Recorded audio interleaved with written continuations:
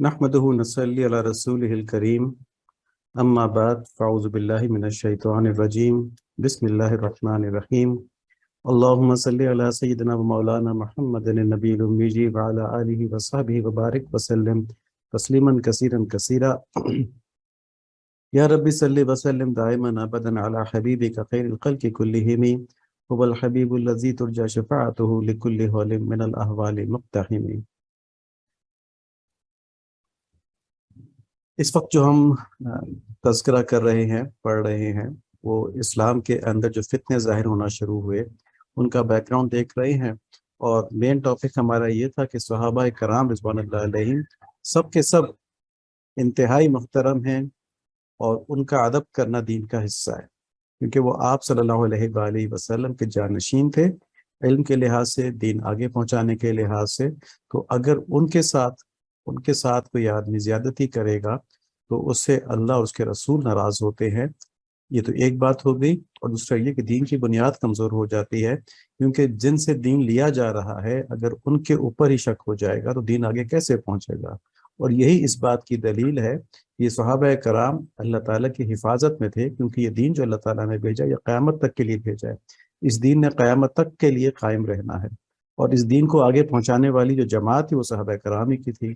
تو اگر ان دو باتوں کو ملایا جائے کہ دین قیامت تک رہنا ہے اور اس کو پہنچانے والی جماعت جو ہے وہ صحابہ کرام کی ہے، تو اس سے معلوم ہو جائے گا کہ صحابہ کرام جو تھے وہ تمام کے تمام عادل تھے، عدول یعنی کہ وہ سچ بولتے تھے اور دین کے پورے پورے پیروکار تھے۔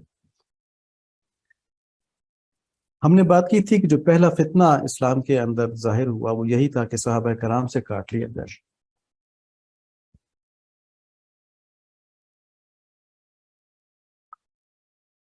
تو اس میں حدیث شریف تھی کہ ایسے فتنوں کے آنے سے پہلے نیک اعمال کرنے میں جلدی کر لو جو تاریک راتوں کے ٹکڑوں کی طرح ہوں، جو تاریک رات کے ٹکڑوں کی طرح ہوں گے۔ آدمی صبح کے وقت مومن ہوگا، شام کے وقت کافر، جبکہ شام کے وقت مومن ہوگا تو صبح کے وقت کافر۔ دنیا کے مال و متاع کے عوض اپنا دین بیچ دے گا، یہ مسلم شریف کی روایت تھی۔ تو یہ فتنوں کا نبی صلی اللہ علیہ وآلہ وسلم نے بتایا، اور ہم جو واقعات آج کل پڑھ رہے ہیں یہ پہلے فتنے کے ظاہر ہونے کی بات ہو رہی ہے اسلام کے اندر۔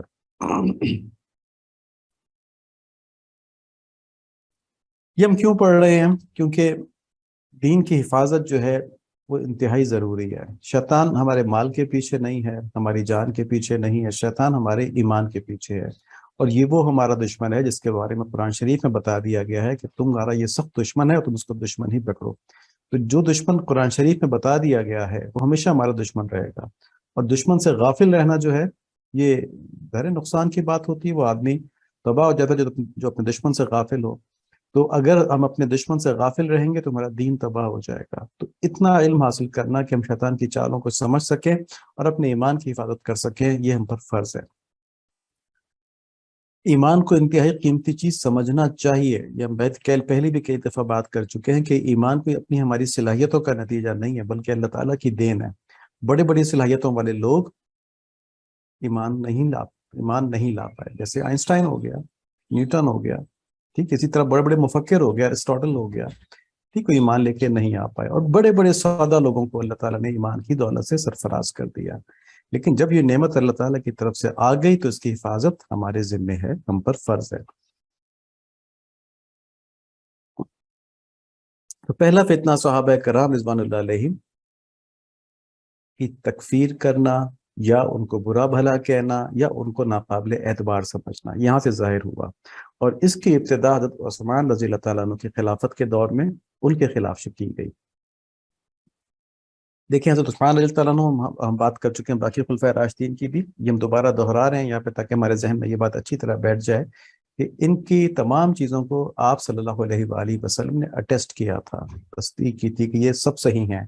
تو فرماتے ہیں تم اللہ سے ڈرو اور امیر کی بات سنو اور اس کی اطاعت کرو، اگرچہ تمہارا امیر ایک حبشی غلام ہی کیوں نہ ہو۔ تو یہ بڑی اہم بات تھی جو مسلمانوں نے حضرت عثمان رضی اللہ تعالیٰ عنہ کے دور میں بھلا دی، کیونکہ امیر کی اطاعت کے اندر وحدت ہوتی ہے، اس میں سیاسی قوت ہوتی ہے۔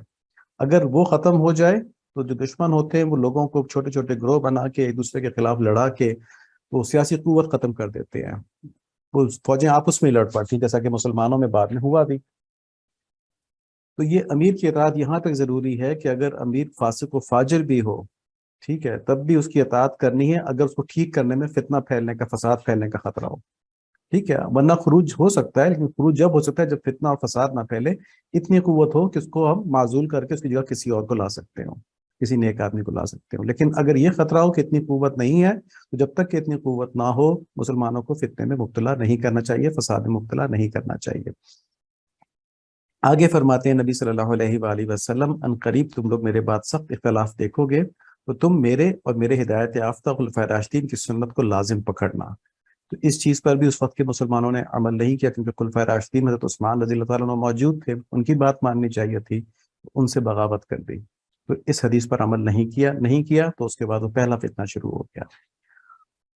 تو فرمایا تھا کہ خلفائے راشدین کی سنت کو، یعنی میری اور میرے ہدایت یافتہ خلفائے راشدین کی سنت کو لازمی پکڑنا، اس کو اپنے دانتوں سے مضبوطی سے تھامے رہنا، اور دین میں نئی باتوں سے اپنے آپ کو بچانا، اس لیے کہ ہر بدعت گمراہی ہے۔ ہم نے پچھلی مرتبہ یہ بات بھی کی تھی کہ عثمان رضی اللہ تعالیٰ عنہ کے دور خلافت میں مسلمانوں کے حالات کیسے تھے، ایک بیک گراؤنڈ بتایا تھا ہم نے، اور اس میں یہ تھا کہ مسلمانوں کی حکومت بہت پھیل چکی تھی، مراکش سے لے کے کابل تک تھی، اس میں لاکھوں لوگ تھے، سینکڑوں قومیں آباد تھیں، اور مال دولت کی اور آسائشوں کی فراوانی ہو چکی تھی مسلمانوں کے اندر بھی، عرب قبیلوں کے اندر بھی۔ تو اس تناسانی کے اندر جو نسل جوان ہوئی، وہ اسلام کے جن لوگوں نے اسلام کو پھیلایا تھا اور مشکلات اور مشقتیں برداشت کی تھیں، وہ ان قربانیوں سے آگاہ نہیں تھی۔ تو اس کا جب اس نے وہ چیلنجز، کیونکہ جس چیز کے اوپر جتنی محنت کی جائے اس چیز سے اتنی محبت ہوتی ہے، ٹھیک ہے، ان کی اس اسلام کے پھیلانے کے اوپر کوئی خاص محنت نہیں تھی، ان کو بنا بنایا مل گیا تھا، تو ان کو محبت اسلام سے اس حد تک تو تھی کہ ظاہر وہ مسلمان ہے، ٹھیک ہے، لیکن وہ اس کے دفاع کی طرف سے غافل ہو چکے تھے، اور دنیا کے آسائشیں ان کے سامنے تھی، جائز طریقے سے ان کو مل رہی تھیں، تو ان کی رغبت دنیا کی طرف ہو گئی تھی۔ اس دور کے بارے میں آپ صلی اللہ علیہ وآلہ وسلم نے اپنی حدیث میں ہم کو متنبہ فرمایا تھا، بخاری شریف کی روایت کا ایک حصہ ہے کہ نبی صلی اللہ علیہ وآلہ وسلم نے فرمایا، اللہ کی قسم میں تمہارے بارے میں محتاجی اور فقر سے نہیں ڈرتا، مجھے اگر خوف ہے تو اس بات کا کہ کچھ دنیا کے دروازے تم پر اس طرح کھول دیے جائیں گے جیسے تم سے پہلے لوگوں پر کھول دیے گئے تھے، تو ایسا نہ ہو کہ تم بھی ان کی طرح ایک دوسرے سے جلنے لگو، اور یہ جلنا تم کو اس طرح تباہ کر دے جیسا کہ پہلے لوگوں کو کیا تھا۔ آپ صلی اللہ علیہ وآلہ وسلم کی یہ بات بھی سچ ثابت ہوئی، اور ہم دیکھیں گے کہ اس دور کے اندر جو انفلوئنشل لوگ، ظاہر نئے نئے لوگ مسلمان ہوئے تھے، نئے علاقے فتح ہوئے تھے، تو جو نئے لوگ مسلمان ہوئے تھے ان سے کچھ تو اخلاص کے ساتھ مسلمان ہوئے تھے، اور کچھ مسلمانوں کی سیاسی قوت دیکھتے ہوئے مجبوراً مسلمان ہو گئے تھے۔ تو ان کو اسلام کے اوپر اعتراض تو نہیں تھا، لیکن ان کو یہ ضرور تھا کہ ہماری جو ہماری قوت ہے، جو ہمارا خاندانی جو وقار ہے، یہ وقار کہہ لیں، یا ہمارے خاندانی جو وہاں پر اہمیت ہے، وہ کم نہ ہو۔ تو وہ اسلامی طریقوں پر ایک حد تک عمل کرتے تھے، لیکن جہاں پر ان کی جو اثر و رسوخ تھا خاندانی، اس پر اثر پڑتا تھا، تو وہ مخالفت کرتے تھے۔ تو جو گورنرز اس وقت تھے وہ صحابہ کرام تھے عموماً، تو انہوں نے صحابہ کرام کے خلاف بھی شکایتیں بھیجنا شروع کر دیں، اور شرارت ان کی اپنی ہوتی تھی۔ صحابہ کرام دین کو نافذ فرماتے تھے، اور یہ جو تھے یہ اس کے اندر پھر کوئی، کیونکہ ان کا اس میں نقصان ہوتا تھا، انہوں نے کسی پہ ظلم کرنا تھا، کسی پہ جبر کرنا تھا، تو ان کا اس میں نقصان تھا کہ پورا دین اس طرح ہی نافذ ہو جائے، تو یہ ان صحابہ کرام کے خلاف سازشیں کر کے لوگوں کو کے خلاف ورغلاتے تھے۔ جیسے غالباً کوفہ میں حضرت ایک صحابی تھے، ان کا نام ذہن سے نکل گیا ہے، تو ان کے خلاف انہوں نے شکایتیں بھیجی، تو عثمان رضی اللہ تعالیٰ عنہ کو، تو انہوں نے لکھا ان کو کہ میں تمہارے معاملے میں صبر سے کام لے رہا ہوں، تم نے ان کو کہا، میں نے ان کو ہٹا دیا، میں دوسرے کو بھیج رہا ہوں۔ حضرت ابو موسیٰ اشعری رحمۃ اللہ رضی اللہ تعالیٰ عنہ۔ تو یہ حالات تھے اس وقت کے، اور اس کو اگر ہم تھوڑا سا مزید انالائز کریں تو ہم یہ سوچ سکتے ہیں آج ہائنڈ سائٹ میں اگر دیکھیں کہ جو ہماری اس وقت کی اسلام کے جغرافیکل فرنٹیئرز تھے وہ محفوظ ہو چکے تھے، مسلمانوں کی قوت بہت زیادہ تھی، کوئی قوم مسلمانوں سے لڑنے کا سوچ نہیں سکتی تھی، تو اس میں مسلمان کمپلیسنسی میں آ گئے، ان کے اندر ایک اطمینان بیٹھ گیا کہ اسلام کو کوئی خطرہ نہیں ہے، اب اسلام محفوظ ہے۔ اس کے بعد انہیں ظاہر ہے پہلے تو جائز دنیا کی طرف توجہ کی جو ان کو جائز طریقے سے مل رہی تھی، حلال طریقے سے مل رہی تھی، لیکن اس توجہ کے ساتھ اسلام کے دفاع کی طرف سے ان کی توجہ ہٹتی گئی، وہ مزید کمپلیسنٹ ہوتے رہے، اور دوسری طرف وہ لوگ جو ان کے درمیان موجود تھے، جو اسلام قبول تو کر چکے تھے مگر اپنی دنیا کو بھی نہیں چھوڑنا چاہتے تھے وہ، تو انہوں نے سازشیں شروع کر دیں۔ اور کیونکہ وہ لوگ اتنے قوت والے تو نہیں ہوں گے ابھی، لیکن ان کے درمیان عبداللہ بن سبا اور اس طرح کے یہودی لوگ تھے، کچھ مجوسی تھے، جنہوں نے کہ باقاعدہ پلاننگ کے ساتھ حکمرانوں کے خلاف مسلمانوں کو ورغلانا شروع کر دیا، یا عوام کو ورغلانا شروع کر دیا۔ اور اس کی وجہ یہ ہوئی کہ کیونکہ اب وہ باہر سے مسلمانوں پہ حملہ نہیں کر سکتے تھے، تو جو دشمن تھے انہوں نے مسلمانوں کے اندر پینیٹریٹ کروا دیے اپنے جاسوس، اور وہ مسلمان بن کے مسلمانوں کے اندر تباہی پھیلانا شروع ہو گئے۔ اور جیسے ہم نے اور ڈسکس کیا ساری باتوں کو کہ گورنرز جو تھے عموماً وہ دین کو سختی سے نافذ کرنا چاہتے تھے، لیکن وہاں کے جو انفلوئنشل لوگ تھے، بااثر خاندان تھے، ان کو پھر ان کے مفادات کے اوپر زک پہنچتی تھی، نقصان ہوتا تھا، تو انہوں نے گورنر کے خلاف شکایتیں شروع کر دی، لوگوں کو برگلانا شروع کر دیا۔ حضرت عثمان رضی اللہ تعالیٰ، جیسے ہم نے پہلے بتایا کہ حضرت عثمان رضی اللہ تعالیٰ کے پہلے 6 سال بڑے اچھے گزرے تھے، لیکن طبیعت میں نرمی تھی، تو اس نرمی کی وجہ سے جب کوئی فتنے کی خبر ملتی کہ فلاں جو ہے وہ بغاوت کی باتیں کر رہا ہے، یہ کر رہا ہے، تو ان کو سزا نہیں دیا کرتے تھے، ملک بدر کرتے تھے۔ اور ملک بدر کرنے کی وجہ سے یہ نقصان ہوا کہ وہ پھر اس دوسری جگہ پہ جا کے بھی یہی کام شروع کر دیتے تھے، تو فتنہ اور پھیل جاتا تھا۔ تو اس سارے ماحول کے اندر سے عثمان رضی اللہ تعالیٰ عنہ نے کچھ اصلاحات کی۔ انہوں نے سب سے پہلے تو صحابہ اکرام سے مشورہ کر کے تمام سلطنت کے اندر وفود بھیجے، یعنی کہ ڈیلیگیشنز بھیجے جو کہ خود تحقیق کریں۔ دیکھیں اس زمانے میں مینز آف کمیونیکیشن اتنے اسٹرانگ نہیں تھے، نہ ٹیلی فون تھا، نہ خط وغیرہ کا یہ سسٹم تھا پورا باقاعدہ چلتا تھا، تو پھر وہ گھوڑے پہ کوئی خاص قاصد لے کے آتا تھا۔ تو اس کمیونیکیشن کے گیپ کو ریموو کرنے کے لیے کہ شکایتیں سچی ہیں کہ جھوٹی، انہوں نے وفود بھیجے، اور تمام سلطنت میں یہ اعلان بھی کروا دیا کہ جس کو اپنے گورنر سے شکایت ہو یا امیر المومنین خلیفہ سے شکایت ہو، تو وہ حج کے موقع پر آ کے اپنی شکایتیں بیان کریں، تو جو خلیفۃ المسلمین حضرت عثمان رضی اللہ تعالیٰ عنہ وہ ان کے اوپر جو ظلم ہے اس کو تدارک کریں گے، اس کو اس کا حق دلوائیں گے۔ تو ہم نے پچھلی دفعہ دیکھا تھا کہ اپنے رشتہ دار جو ان کے تھے گورنر، ان کو بلا کے حضرت عثمان رضی اللہ عنہ نے کوڑے لگوائے تھے، حالانکہ ان کے خلاف جو شکایت تھی وہ جھوٹی تھی، شراب پینے کی۔ اب ان اقدامات کے ساتھ سلطنت کے اندر اطمینان ہو گیا، لوگوں نے کہا ٹھیک ہے ہماری داد رسی ہو گئی ہے، اب ہم شکایت کریں گے دور ہو جائے گی، اور وہ ایسا ہو بھی رہا تھا، تو ایک امن کا ماحول بننا شروع ہو گیا۔ لیکن سازشیوں کو یہ بات پسند نہیں آئی، اور انہوں نے یہی ہنگامہ شروع کر دیا کہ نہیں، ان کو معزول کیا جائے، عثمان رضی اللہ عنہ سے سلطنت نہیں سنبھل رہی ہے، اور ان کے گورنر جو ہیں وہ ظلم کر رہے ہیں۔ اور آپ نے دیکھا ہے پروپیگنڈا کی کتنی طاقت ہوتی ہے۔ ہم اس کو آج ایک مثال لے لیتے ہیں کہ آج تو مینز آف کمیونیکیشن بہت اسٹرانگ ہے، ہم ہر ایک کی بات سن سکتے ہیں، تو ہر ایک کی بات سن سکنے کی وجہ سے ہمیں سچ تک پہنچنے میں آسانی ہونی چاہیے تھی، لیکن ایسا نہیں ہوتا۔ جیسے ہمارے آج کل کے ملکی حالات ہیں، اس میں کچھ لوگ ایک سیاسی جماعت کے ساتھ ہیں، پولیٹیکل پارٹی کے ساتھ ہیں، کچھ لوگ دوسری سیاسی جماعت کے ساتھ، پولیٹیکل پارٹی کے ساتھ ہیں، اور دونوں بڑے مخلص ہیں، وہ ملک کا فائدہ چاہتے ہیں، لیکن ایک جو ہے وہ دوسری سیاسی جماعت کو بالکل سمجھتا ہے کہ یہ غدار ہیں، یہ باغی ہیں، اور یہ اگر آگے تو ملک تباہ ہو جائے گا۔ ٹھیک ہے، اب دونوں جو ہیں وہ اسی ماحول کے اندر رہ رہے ہیں، اسی ملک میں رہ رہے ہیں، اسی معاشرے میں رہ رہے ہیں، پڑھے لکھے لوگ ہیں، لیکن پروپیگنڈا کی طاقت اتنی زیادہ ہوتی ہے کہ بالکل اسپلٹ ہو گئے ہیں ان کے اندر، کیا کہنا چاہیے کہ الگ الگ کر دیا گیا ہے ان کو، اور ایک بات سوچ رہا ہے، دوسرا دوسری بات سوچ رہا ہے، دونوں متضاد ہیں، دونوں مخلص ہیں۔ تو اسی طرح کا پروپیگنڈا وہاں پر بھی کیا گیا، مختلف لوگوں کو بھیج کے اندر ہی اندر اندر ہی اندر، تو بڑے بڑے لوگ اس کے اندر، ان کے قدم ہل گئے، وہ پروپیگنڈا کے اندر آ گئے۔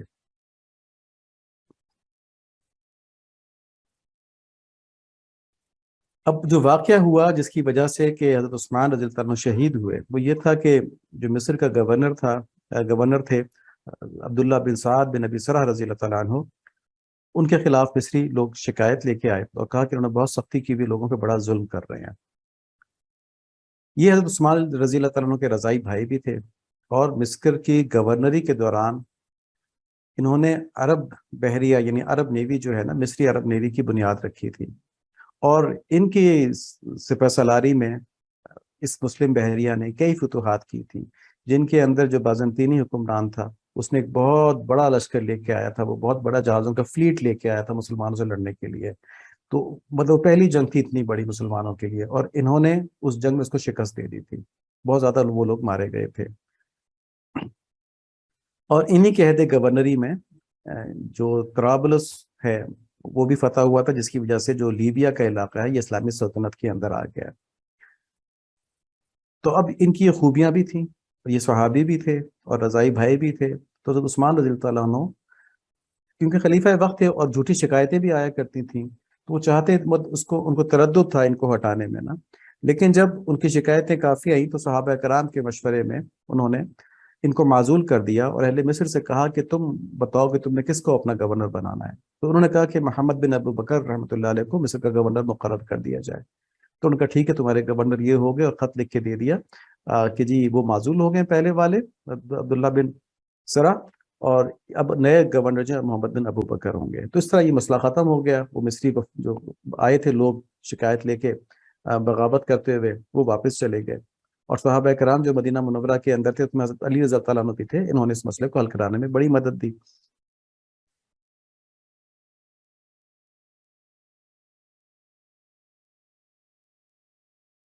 لیکن اس کے بعد جو سازش ہوئی، ہم تفصیل سے یہ بات اس لیے کر رہے ہیں کہ اس کو جاننا بہت ضروری ہے، ورنہ اگر اس بات کو نہ جانیں نہ سمجھیں تو ہمارے بچے اور ہم صحابہ کے بارے میں غلط فہمی میں مبتلا ہو سکتے ہیں. تو اس کو اس کے پورے ماحول کے اندر انالائز کرنا ہے کہ اس وقت کیا ہوا تھا.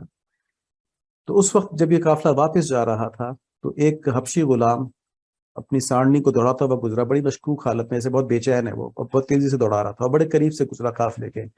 انہوں نے اس کو روک لیا کیونکہ ساری حالت ہی مشکوک تھی، اور اس کو پکڑ لیا. اس سے کہا تو کون ہے اور کہاں جا رہا ہے؟ اس نے کہا کہ میں امیر کے خلیفہ کی طرف سے، جو مصر کا امیر ہے ان کی طرف ایک پیغام لے کے جا رہا ہوں. تو ان سے کہا کہ یہ مصر کے امیر تو اب ابو بکر ہیں، محمد بن ابو بکر ہیں، ان کو دو. انہوں نے کہا نہیں میں ان کو نہیں دوں گا، وہ تو جو پرانا والا میں نے اس کو دینا ہے یہ خط. تو خط بھی نہیں دے رہا تھا، بہت ڈھونڈا گیا خط نہیں ملا. آخرکار اس کے مشکیزے کے اندر سے وہ خط نکلا. جب خط نکلا تو اس کے اندر لکھا ہوا تھا جو پرانا مصر کے گورنر تھے عبداللہ بن سرا، کہ یہ جو لوگ آ رہے ہیں ان کو تم قتل کر دینا. اور جب یہ خط پڑھا تو وہ لوگ بڑا غصہ آیا ان کو کہ تو مسا دھوکا ہو گیا. اب دیکھیں کنفیوژن ہے نا ساری. یہ ظاہر ہے کسی کے ساتھ اس طرح ہوا ہو کہ اس کو کہا کہ تم گورنر بن گئے ہو اور وہاں کے لوگوں کو یہ کہہ دیا تم قتل کر دینا، تو غصہ تو آئے گا. تو یہ ساری صورت حال تھی جس میں بڑے غیظ و غضب میں واپس پلٹے. ان کا جی اب ہم حضرت عثمان رضی اللہ عنہ کو خلیفہ نہیں مانتے، انہوں نے بڑا دھوکہ کر دیا نعوذ باللہ ہمارے ساتھ. حالانکہ یہاں پر بھی اگر وہ لوگ، کیونکہ وہ نئے لوگ تھے ان کے ساتھ پرانے لوگ نہیں تھے، تو اگر وہ یہ سمجھتے کہ اللہ کے صحابی ہیں یہ ایسا کام نہیں کر سکتے، اللہ کے رسول کے صحابی ہیں یہ ایسا کام نہیں کر سکتے، تو جا کے ان سے حالات معلوم کرتے، ٹھنڈے دل سے باتوں پہ غور کرتے، تو شاید یہاں تک نوبت نہ آتی. یہ واپس پہنچے مدینہ منورہ اور وہاں پہ صحابہ کرام سے شکایت کی سب کو، جو صحابہ کرام موجود تھے اس وقت کے. دیکھیں انہوں نے کیا کیا خلیفہ وقت میں. تو صحابہ کرام رضوان اللہ علیہم جو تھے حضرت عثمان رضی اللہ عنہ کے پاس آئے. حضرت عثمان رضی اللہ عنہ کے سامنے یہ بات رکھی گئی تو انہوں نے اللہ کی قسم کھا کے کہا کہ مجھے اس خط کے بارے میں کچھ نہیں پتا، یہ میں نے نہیں کیا. تو دیکھیں جو سازش ہوتی ہے نا، سازش اسی طرح ہوتی ہے کہ لوگوں کے بیچ میں شدید غلط فہمی پیدا کر دی جاتی ہے. اچھا پھر لوگوں نے تحقیق کی اور کہا کہ یہ جو تحریر ہے یہ مروان بن حکم کی ہے. اب مروان بن حکم یہ جو تھے یہ آپ کے داماد بھی تھے عثمان رضی اللہ عنہ کے.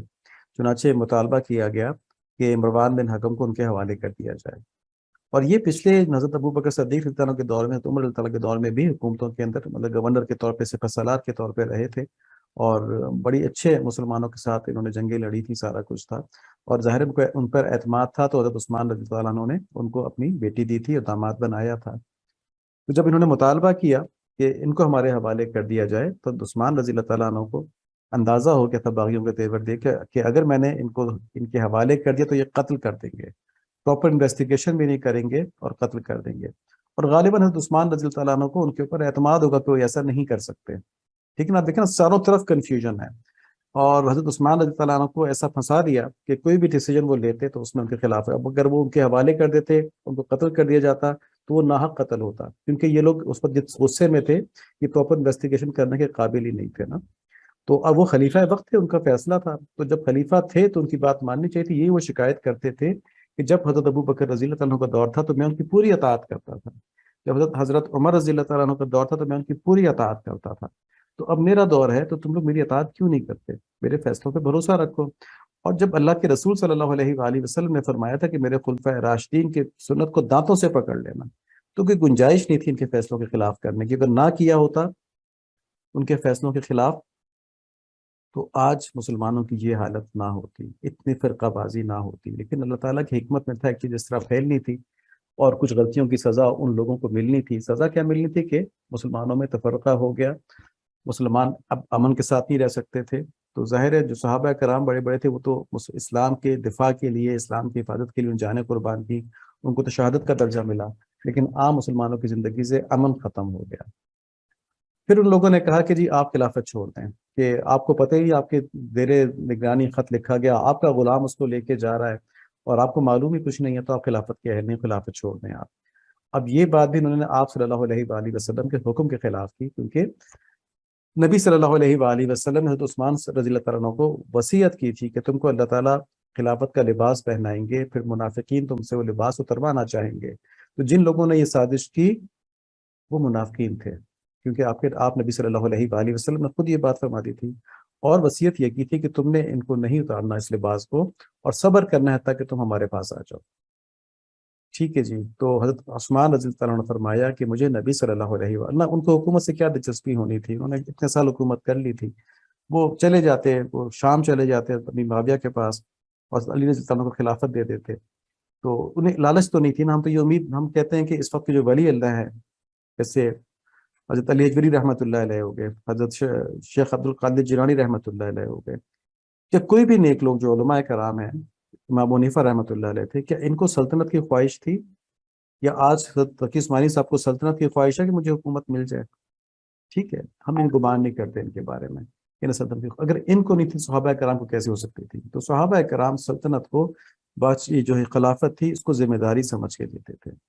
لیکن حضرت عثمان رضی اللہ تعالیٰ عنہ کو کیونکہ اللہ تعالیٰ کے نبی نے منع فرما دیا تھا، ٹھیک ہے، صلی اللہ علیہ وآلہ وسلم، کہ تم نے خلافت چھوڑنی نہیں ہے، تو وہ اس حکم کے خلاف نہیں کر سکتے تھے. تو انہوں نے کہا کہ مجھے نبی صلی اللہ علیہ وآلہ وسلم کی وصیت یاد ہے، اب میں آخری لمحے تک صبر کروں گا یہاں تک کہ شہادت ہو جائے، میں یہ خلافت نہیں چھوڑ سکتا. چنانچہ باغیوں نے آپ کے گھر کا محاصرہ کر لیا اور پانی اور خوراک بھی روک لی. اب ایک بات یہاں بہت سمجھنے کی یہ ہے کہ جب ہم کسی ہسٹوریکل واقعے کو انالائز کر رہے ہوتے ہیں تو ہمارا جو اپنا اینگل آف ویو ہوتا ہے وہ بڑا اس کے اندر میٹر کرتا ہے. جو ہمارا طرز فکر ہے، جو ہماری انکلینیشن ہے، کسی طرف ہمارا میلان ہے، رجحان ہے، تو وہ بڑا اس میں اثر انداز ہوتا ہے. اب اگر کسی کو حضرت عثمان رضی اللہ تعالیٰ سے مخالفت ہو، بغض ہو، جو کہ ایمان سلب ہونے کی مطلب لے جاتا ہے اس وقت تک، کیونکہ کسی صحابی سے بغض رکھنا نبی صلی اللہ علیہ وسلم فرماتے ہیں کہ وہ مجھ سے بغض رکھنا ہے. ٹھیک ہے، تو کوئی شخص جب ایسا شخص ان حالات کو انالائز کرے گا تو حضرت عثمان رضی اللہ عنہ کے فیصلوں کے اندر غلطیاں ڈھونڈ رہا ہوگا. ٹھیک ہے، یہ غلط کیا، یہ غلط کیا، دیکھو خط لکھوا دیا، یا نہیں لکھوایا تو مروان نے لکھوایا تھا، مروان کو حوالے کر دینا چاہیے تھا. ہم یہ کہتے ہیں کہ اگر حضرت عثمان رضی اللہ تعالیٰ عنہ نے مروان بن حکم رضی اللہ عنہ کو نہیں حوالے کیا تو وہ خلیفہ وقت تھے. ٹھیک ہے، انہوں نے کچھ سوچ کے نہیں کیا، ان کی جتنی حکمت اور بصیرت تھی وہ ہماری نہیں ہو سکتی. تو ہم ان کے اوپر کیسے یہ فیصلہ کر سکتے ہیں؟ جو ان پہ یہ فیصلہ کرے گا اس نے اپنے دین کو برباد کر دیا. کیونکہ آپ صلی اللہ علیہ وآلہ وسلم کی حدیث کی مخالفت کر دی نا بہت ساری، کہ ہم نے یہاں پہ حدیث دیکھی نا.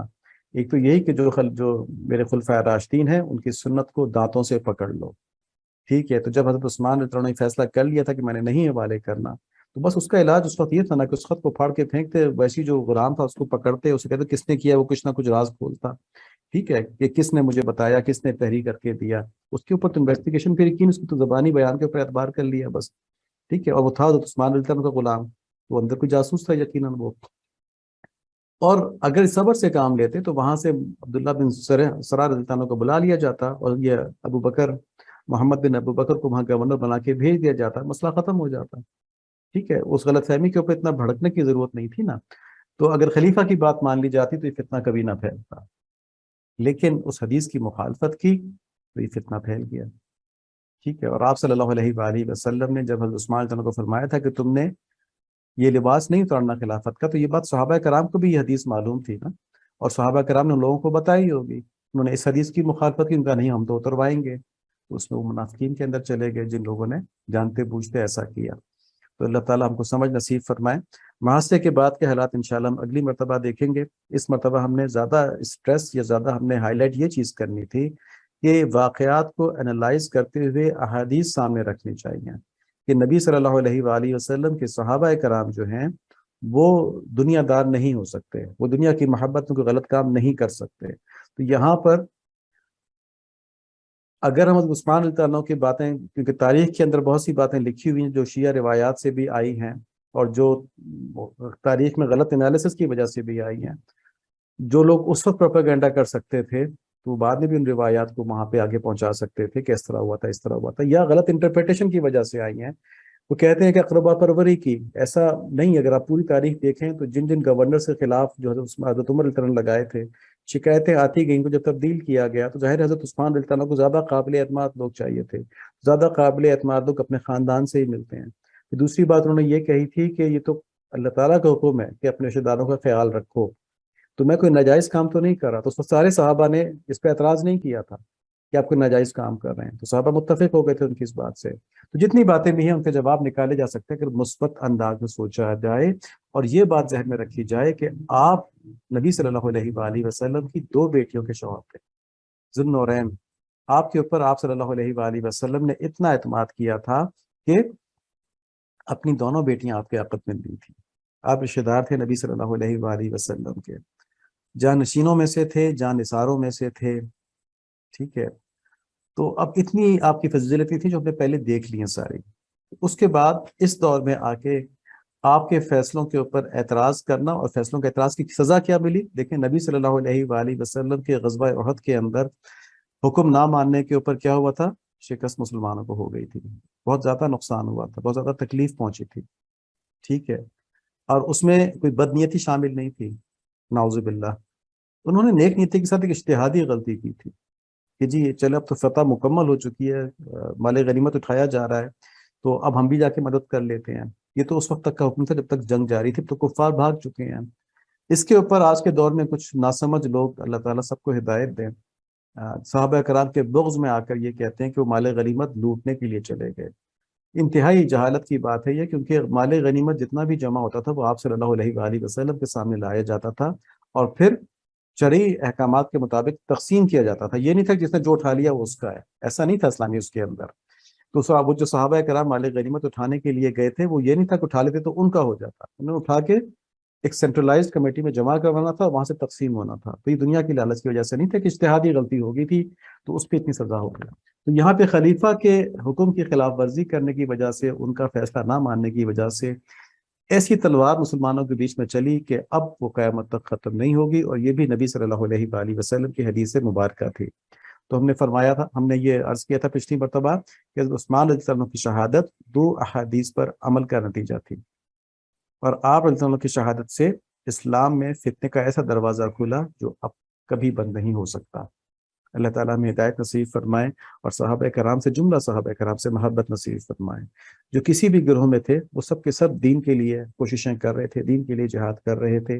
ان کے آپس کے اختلافات جو تھے وہ بھی دین کے لیے تھے، اور وہ آپس میں محبت بھی رکھتے تھے۔ حضرت علی رضی اللہ تعالیٰ عنہ کو حضرت معاویہ رضی اللہ عنہ سے محبت تھی۔ حضرت عثمان رضی اللہ عنہ کی جب شہادت ہو گئی تھی تو لکھا ہے کہ حضرت علی رضی اللہ عنہ ان کے جسد مبارک کے اوپر گر گئے، اور اتنا روئے، اتنا روئے کہ لوگوں کو یہ گمان ہوا کہ شاید یہ بھی ہمارے ہاتھ سے چلے گئے، رو رو کے جان دے دیں گے اپنی نا۔